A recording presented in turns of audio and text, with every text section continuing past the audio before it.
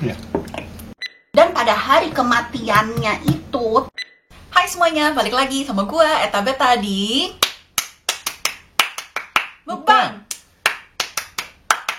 Mukbang. Senang lagi balik lagi sama kalian, dan hari ini kita bakal mukbang tongseng. Thank you buat kalian yang udah request buat kita makan tongseng. Jadi ini suami udah bikin hari ini. Dan seperti biasa sambil mukbang, hari ini kita bakal kisah kriminal nyata. Dan kisah kriminal nyata hari ini is naik turun. Kesannya kayak tadinya kasusnya langsung ditutup, terus habis itu tapi ternyata enggak, ternyata cukup sadis. Jadi tapi sebelum gue mulai, gue bakal makan dulu karena sudah lapar. Mari kita coba tongsengnya. Mantap. Mau kasih ini dulu? Kalau mau ayo boleh. Ada nasi putih juga di bawah. Kasih aja. So good.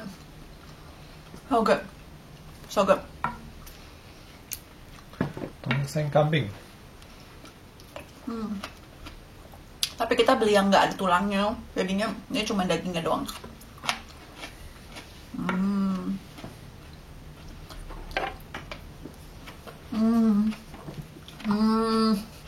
Oh, muncrat. It's so good. My goodness. Lulus. Percobaan pertama bikin tongseng. Gara-gara di request. It's so good. Wow.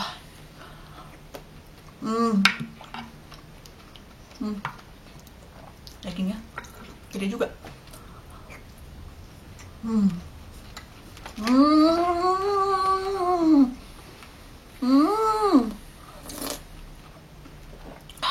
Oh my goodness. Bener-bener lapar juga kali ya.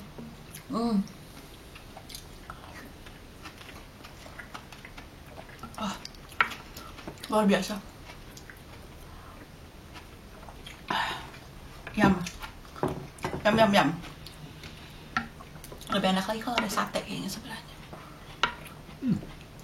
Oh ya? Tongseng makannya pakai sate. Kalau dulu aku pas kecil makan tongseng tuh selalu di satu restoran yang ada jualnya tongseng sama sate. Sate kambing. Oh, asyik.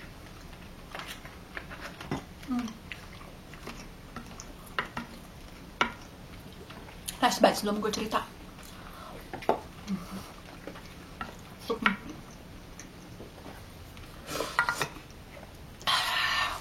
So good.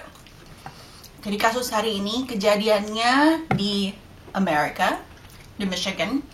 Dan hari ini terjadi kepada satu ibu rumah tangga namanya Leanne Shannon. Jadi si Leanne Shannon ini ibu punya 2 anak, umurnya masih umur 3 dan umur 4, dan suaminya namanya Tim Shannon.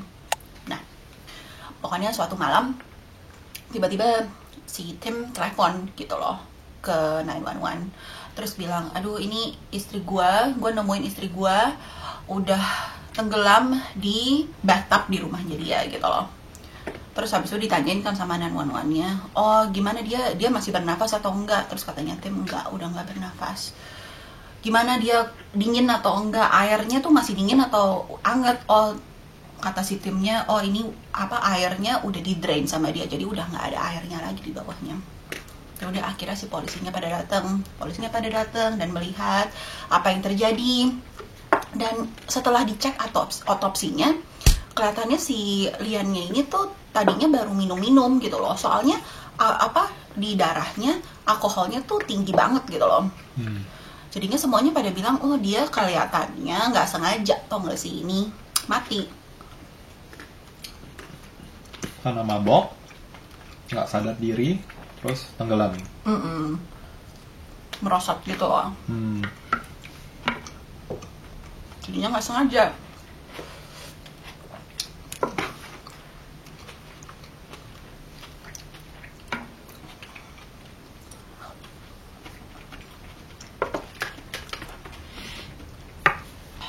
So good.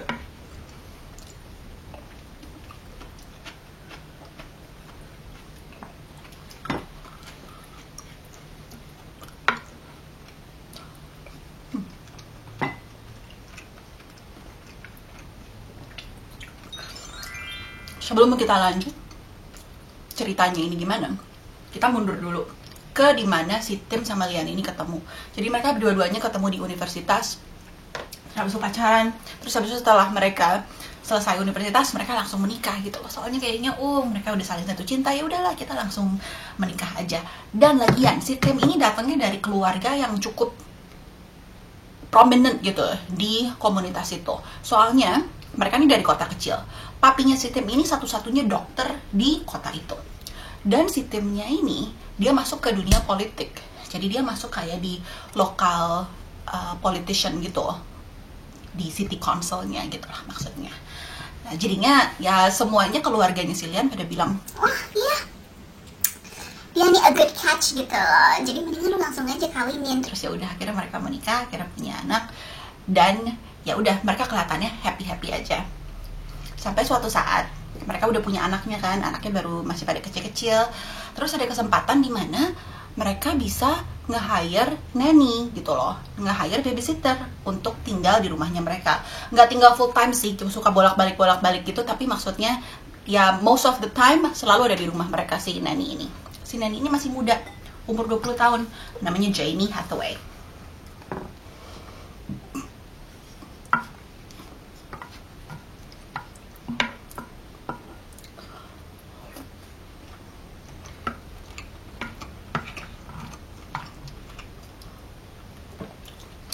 Si Liannya udah dibilangin sama keluarga semua, Kamu jangan bawa cewek lain ke dalam rumah tangga kamu gitu loh, nanti bisa-bisa ada masalah. tapi mereka nih kayak jatuh cinta sama si Jamie. Jatuh cinta dalam hal kayak udah dianggap jadi kayak keluarga gitu si Jamie ini. Jadi bahkan ya kata orang-orang, si Jamie ini kalau misalnya manggil si Lian sama si Tim, manggilnya papi sama mami. Jadi kayak anaknya sendiri gitu loh. Bahkan saudaranya si Lian juga ada yang bilang kalau si Lian ini udah mau mengadopsi si Jamie gitu loh. Bener-bener kayak aduh ini kayak anak gue sendiri gitu loh. Jadinya sampai segitunya gitu loh.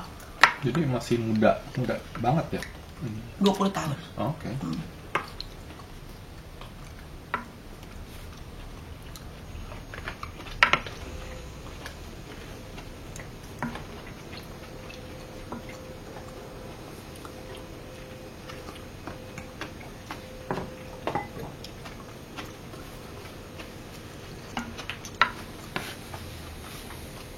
Nah, jadinya sama polisi tadinya kasus ini udah mau ditutup kan. Tapi inget kan, si Tim ini tuh dia politikus setempat. Jadi karena ini kayak konflik gitu, dia siapa tahu ada pengaruh. Kasusnya ini jadinya dikirim ke kayak kota tetangga sebelah gitu, supaya sama sekali nggak ada conflict of interest gitu loh. Nah, terus habis itu dilihat sama detektif dari yang kota sebelah ini. Si Lian ini tuh orangnya tinggi dan cukup besar gitu ya. Dan si bathtubnya ini tuh kecil dan pendek. Mereka langsung mikir, ini gimana caranya ya? Kok dia bisa, kalau dia memang tenggelam, dia tuh bener-bener harus kayak ketekuk gitu loh. Kayaknya bener-bener nggak mungkin, soalnya orang ini bener-bener tinggi. Gimana caranya gitu loh bisa kayak gitu. Nah, dari situ, mereka baru mulai nih nanya-nanyain ke orang, interogasi orang-orang. Dan apa yang mereka temukan adalah, orang-orang pada bilang bahwa si Jamie sama si Tim ada affair. Gitu. Wah, gile. Langsung dong si polisi-polisinya langsung pada oke deh, ini kemungkinan ada motif gara-gara ini gitu loh. Nah, terus mereka mulailah menginterogasi si Jamie. Si Jamie ini soalnya nggak ada di rumah pada saat kejadiannya itu terjadi gitu loh. Dia lagi bawa anak-anaknya main di playground gitu keluar, jadi dia nggak ada di rumah.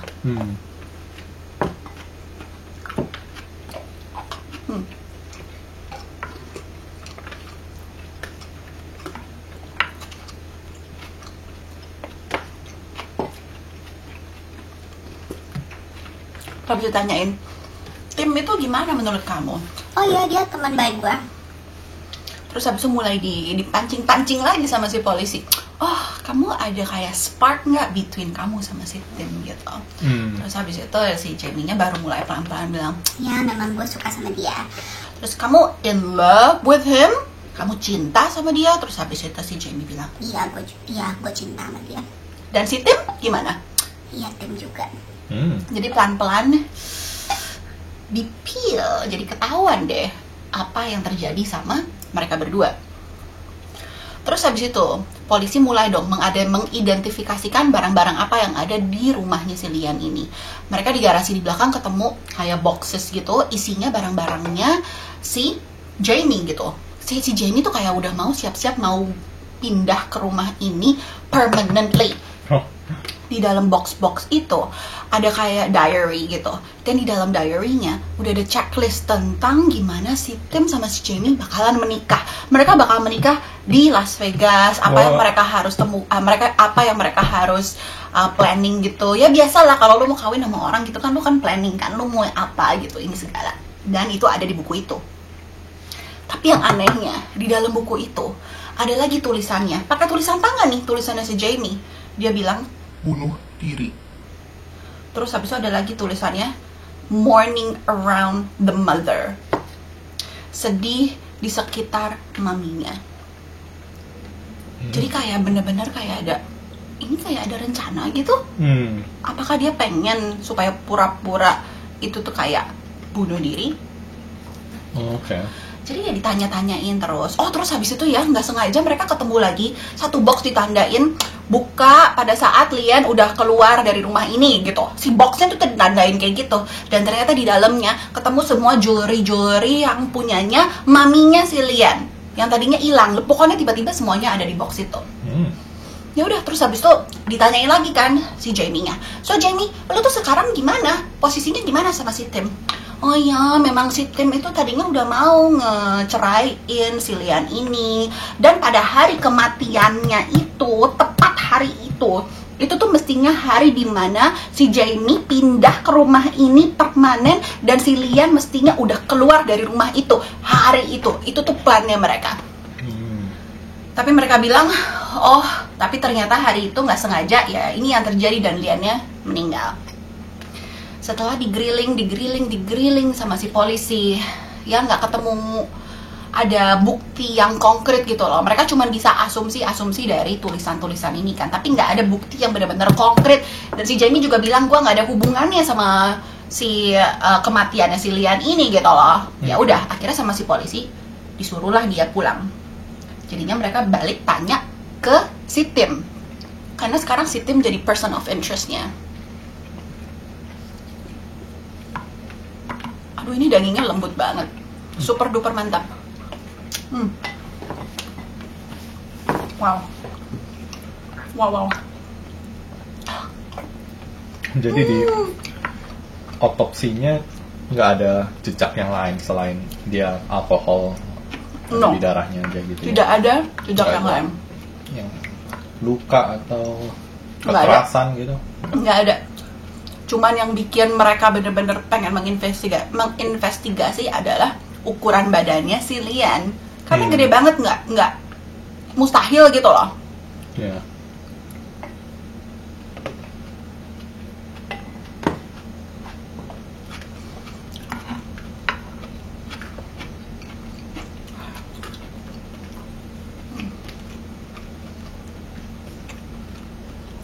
Aduh, enak banget. So good. Ya udah kan si Timnya diinterogasi. Jadinya tanya sama polisi. So cerita dari pertama gimana si Lian, lo ketemunya dia pas meninggal gimana? Udah si Tim cerita. Gue masuk ke rumah, gue buka pintu kamar mandinya, dan si Lian udah di sana gitu loh. Badannya udah mengapung, badannya udah bengkak, biru. Dan akhirnya dia mencoba untuk ngedrain si waternya itu supaya waternya turun gitu. Tapi ya udah sih, dia udah nggak bergerak gitu katanya. I don't know dia gimana kayak gitu. Memang si Timnya bilang memang si Lian ada masalah dengan minum-minum semenjak gue bilang kalau gue mau menceraikan dia gitu loh. Jadi dia minum banyak. Oh, oke. Gitu. Jadi dia udah udah sadar dia mau diceraiin gitu. Betul. Terus habis itu mereka mulai tanya, kalau lu melakukan kesalahan, nggak apa-apa, bilang aja sama kita sekarang daripada nanti gitu loh. Udah ngaku aja, nggak apa-apa. Terus setelah 30 menit dibilangin kayak gitu, ditanyain kayak gitu, mendingan lu sekarang ngaku daripada nanti. Terus habis itu dia mulai cerita, oh ya sebenarnya yang terjadi adalah gua dudukin dia. Dia jadi di dalam bathtubnya dan gua dudukin dia. Terus habis itu polisi langsung wow, yaudah oke, I'll stop you right there. Gue bacain dulu hak-hak lu sebelum lu cerita lagi, tapi lu bisa cerita lagi. Jadi dibacain dulu haknya segala semua. Terus habis itu ya udah disuruh cerita lagi gitu loh. Dan terus habis itu si timnya bilang, ya udah gue mau ngaku. Jadi si Lian ini semestinya hari itu dia memang sudah semestinya harus keluar dari rumah gitu loh. Sebenarnya dia harus keluar dari rumah. Sebenarnya rencananya adalah supaya kita mau kirim dia ke rumahnya maminya gitu loh. Karena gue udah mau cerain dia, gue mau sama si Jamie gitu. Nah, terus habis itu dia bilang si Liannya malahan minum-minum. Terus habis itu kayak nggak mau sengaja gitu loh. Malahan mandi, malahan dia di bathtub, nggak mau keluar. Terus habis itu kan gue mulai berantem kan sama dia. Terus karena dia mabok, jadi dia mulai kayak nendang-nendang, mukul-mukul si Tim ini gitu loh. Terus habis itu si Tim bilang, oh ya gue mencoba menarik dia keluar dari si bathtubnya. Terus habis itu malahan dia yang ketarik ke dalam katanya. Terus habis itu si Liannya ya basically masuk ke dalam gara-gara ketindes sama si suaminya. Terus menurut si suaminya dia bilang, oh gue sempat kehilangan kesadaran dan kayak kedudukan gitu. Jadi si istrinya terpaksa ada di bawah air gara-gara kejadian itu. Dan the next thing he knows, gara-gara dia bilang gue pingsan, pas dia bangun, oh ya istrinya tiba-tiba sudah tidak bernafas dan sudah badannya ngambang ke atas gitu. Jadi ya udah, karena dia ngaku, ya udah dia langsung disidang. Dia sekarang ada di penjara 13 sampai 25 tahun. Jadi nanti dia bakal keluar kira-kira pas dia sekitar udah umur 50 hampir 60 tahun. Si Tim ini. Si Jamie, apa yang terjadi dengan si Jamie, si babysitternya ini? Well, dia nggak kenapa-kenapa. Maksudnya polisi-polisi nggak bisa mencari bukti apa yang menghubungkan dia dengan apa yang Tim lakukan gitu loh. Jadi kayak kesannya dia tidak ada hubungannya sama sekali.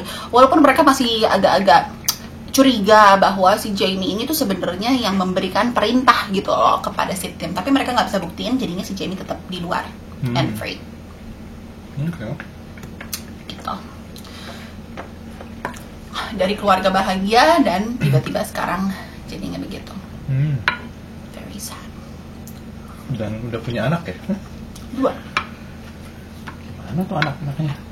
Oh, sama papinya si Tim. Okay. Sama kakeknya jadi. Very sad.